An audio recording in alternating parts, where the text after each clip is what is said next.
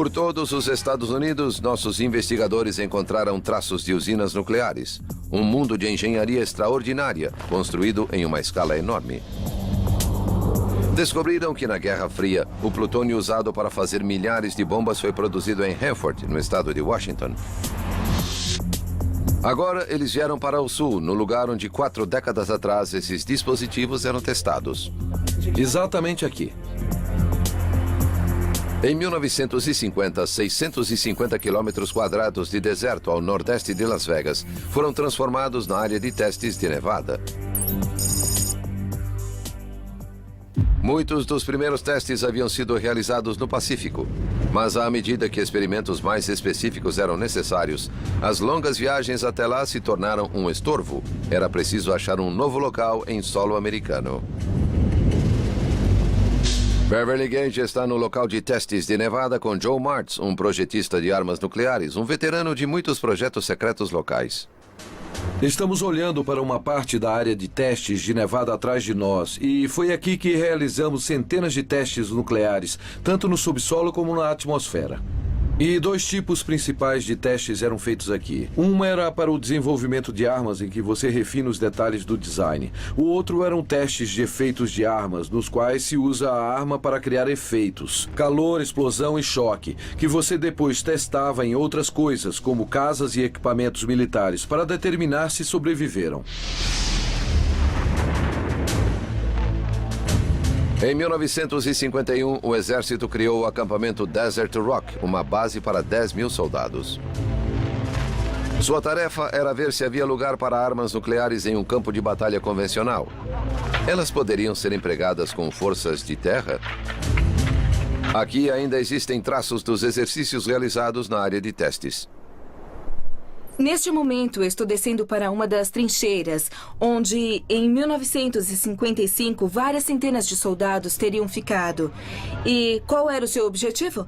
Eles deveriam ficar agachados nas trincheiras e esperar a nuvem em forma de cogumelo surgir.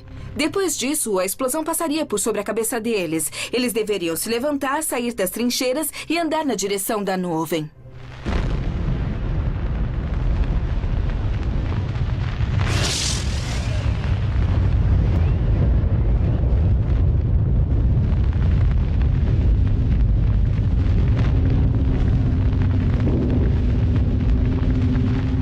Na verdade, esses testes eram mais psicológicos do que científicos. Eles foram criados para ver, quase que literalmente, se os soldados caminhariam na direção de uma explosão nuclear. E nos anos 50, esse não era apenas um exercício hipotético. De fato, durante a Guerra da Coreia, houve muitas discussões sobre se essa nova arma, essa nova geração de armas nucleares, poderia de fato ser usada de alguma maneira em um campo de batalha convencional. Em um nível, o teste foi um sucesso. Soldados pareciam estar dispostos a caminhar na direção do local de uma detonação, e foram feitas tentativas para produzir armas nucleares para o campo de batalha. Mas estava claro que o principal propósito dessas armas era causar destruição por uma área enorme. Em 1955, os militares iniciaram uma série de testes para observar os efeitos de explosões nucleares em estruturas civis. Jornalistas foram convidados para observar. O local desses testes foi chamado de Cidade da Sobrevivência.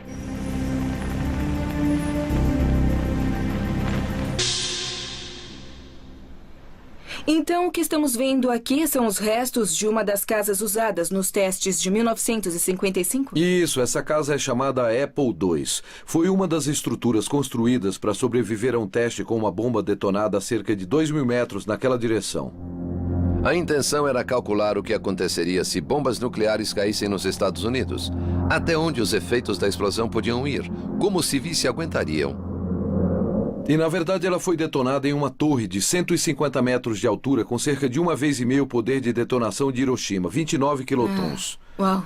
Esta é uma construção de madeira típica dos anos 50 e seu propósito era definir como essas estruturas sobreviveriam no evento de uma detonação nuclear. Você pode notar que tem alguns cabos aqui.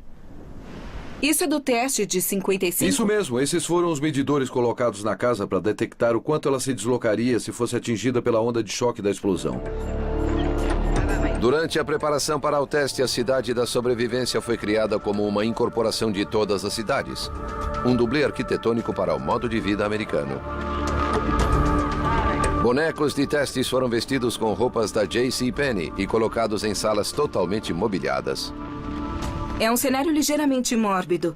Você pega alguns manequins, os coloca aqui como uma família americana e então os submete a uma explosão nuclear. É bastante mórbido, mas naqueles dias era um jogo de sobrevivência. Afinal, enfrentávamos a possibilidade de um confronto nuclear com a União Soviética. E seria uma irresponsabilidade não determinar os efeitos de uma explosão nuclear em uma casa ou uma população para podermos maximizar as chances de sobrevivência no evento do impensável. 3, 2, 1, 0.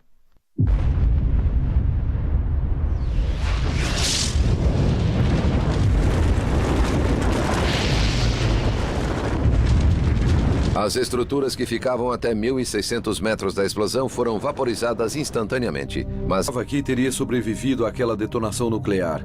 E quando você pensa nisso, é notável. Esta casa fica a menos de 2.000 metros de uma detonação nuclear de 29 quilotons. E o pior que aconteceu aqui foi que a chaminé se deslocou um pouco. os dados obtidos com os testes foram usados pelas autoridades no planejamento de uma guerra nuclear.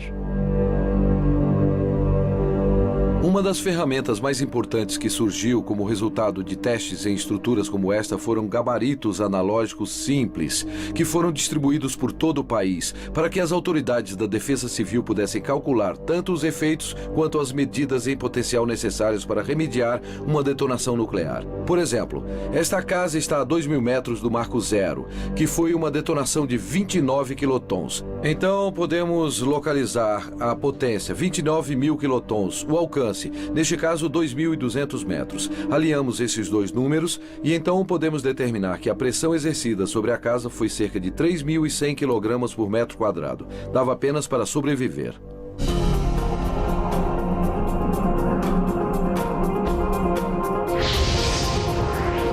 Podemos criar uma imagem precisa do que aconteceu naquele dia. A força da explosão foi suficiente para destruir casas e todo o resto em um raio de 1,5 km.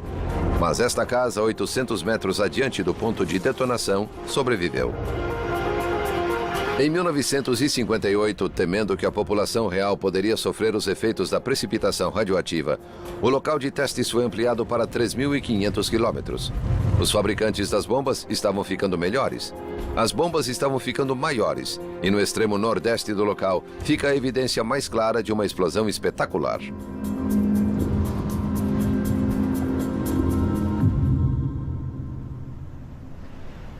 Uau! Eu tenho que admitir que nada do que eu vi em livros nem em fotografias me preparou para estar aqui e ver esse buraco enorme. O que aconteceu aqui? Esta é a cratera Sedan. O propósito desse teste foi responder uma pergunta muito básica. Qual o tamanho do buraco que se pode criar com uma arma nuclear? O propósito era pacífico. Fazer engenharia civil, escavar enseadas ou canais com armas nucleares. Isto aqui foi criado por uma detonação de 105 quilotons. Foi 5 vezes maior do que a bomba de Hiroshima. Ela detonou com uma força equivalente a mais de 90 milhões de quilos de explosivos. De uma borda a outra, o buraco tem cerca de 400 quilômetros de diâmetro e um pouco mais de 90 metros de profundidade.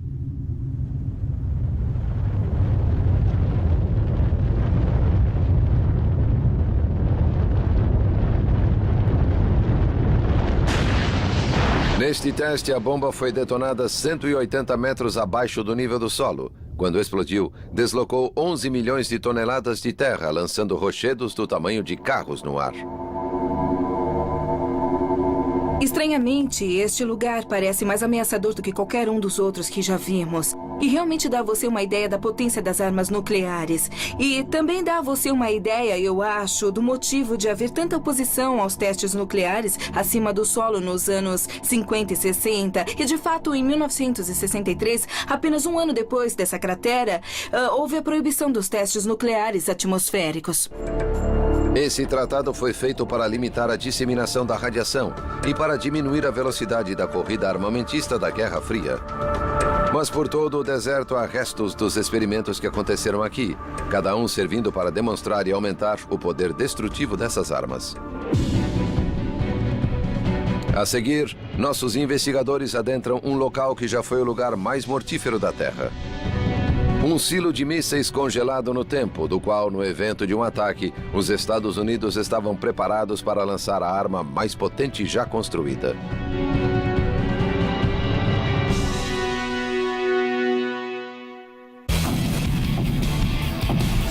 Bem-vindo ao H2.